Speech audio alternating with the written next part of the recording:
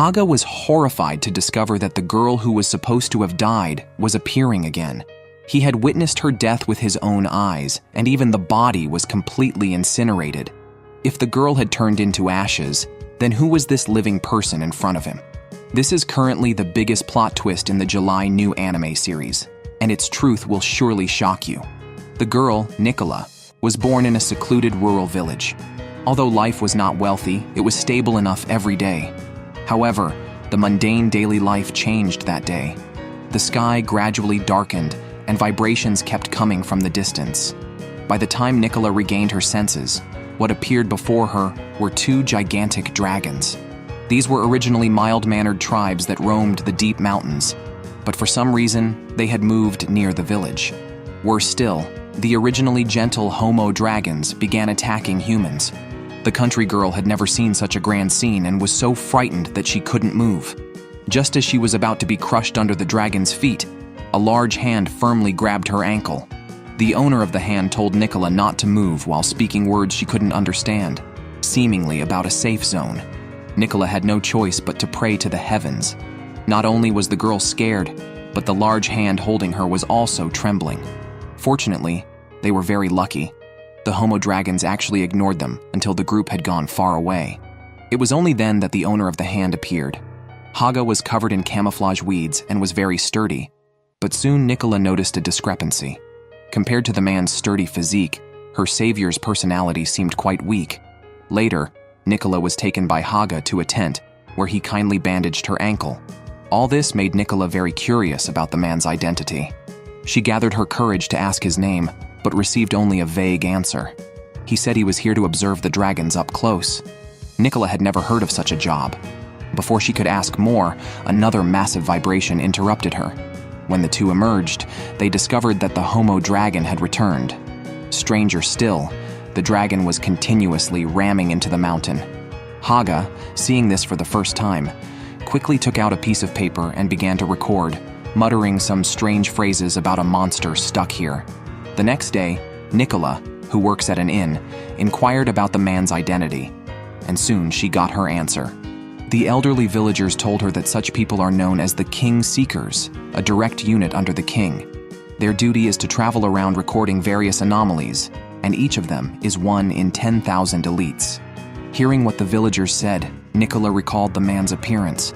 That appearance didn't look like an elite at all. After Nicola returned to the tent again, she found the man intently recording something. He then took out an old slate and placed a piece of paper on top of it. After uttering the word teleport, the slate emitted a dazzling light. This unprecedented scene made Nicola believe that this was the legendary magic. At the same time, she became even more convinced that Haga was no ordinary person. Because she was watching too intently, Nicola accidentally made a noise, which startled the man. Nicola quickly apologized and explained that she had come to repay his kindness, bringing with her homemade meat soup. Gradually, the two of them grew more familiar. Nicola had never left the village, and they talked about the outside world.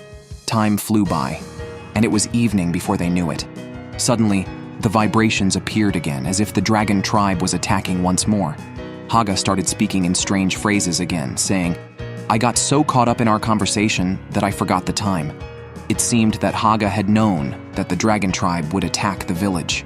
He instructed Nicola to immediately go back to the village and tell the villagers to seek refuge. Nicola had no choice but to follow Haga's instructions. Soon after, she informed all the villagers. Fortunately, the villagers were very simple and did not doubt the girl's words. They went to a distant cliff for refuge. At that moment, the male protagonist appeared, facing the giant dragon with a bow in hand. The villagers thought he would perform some impressive move, but the next scene baffled them. The protagonist shot an arrow, but it had no effect on the giant dragon. Then, unbelievably, he threw a barrel of explosives off the cliff.